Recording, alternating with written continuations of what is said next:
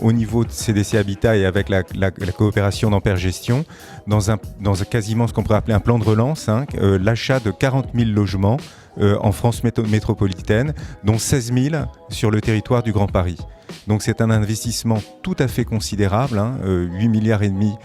d'euros, qui sera porté moitié par la Caisse des dépôts, moitié par les fonds d'investissement de CDC Habitat. Et évidemment, ça a constitué un appui très important à la production. C'est d'ailleurs pour ça que nous, on sourit un petit peu quand on entend dire qu'il n'y a rien pour le logement dans le plan de relance, parce qu'il y a quand même l'achat de ces 40 000 logements par le groupe de Caisse des dépôts et par les investisseurs institutionnels qui nous accompagnent dans Ampère Gestion. On a vraiment besoin de logements économiques, de logements abordables partout, bien situés à proximité de ces nouvelles gares et dans ces nouveaux quartiers. Et ça, je pense que c'est un enjeu très important dans la période actuelle, qu'on réfléchisse à nouveau, qu'on prenne le temps un peu de revoir la programmation et de faire la part au logement, parce qu'on voit bien qu'on aura besoin de nouveaux logements qui consomment moins, peut-être aussi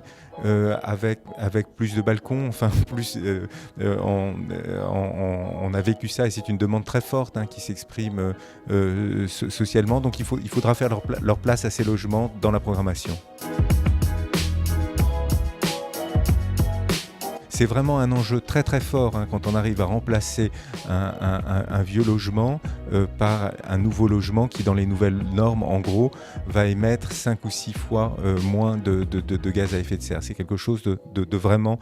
très important. C'est évidemment aussi important parce qu'on sait que très durablement, dans les années à venir, on va avoir besoin d'au moins 70 000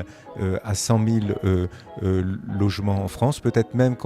en Île-de-France, pardon. Peut-être même qu'on va avoir besoin d'un petit peu plus parce qu'on constate qu'il y a un certain nombre de logements qui sont en train de devenir obsolètes ou de se transformer en résidence secondaire. Et donc il est très important pour les générations futures qu'on puisse apporter ces nouveaux logements à l'Île-de-France.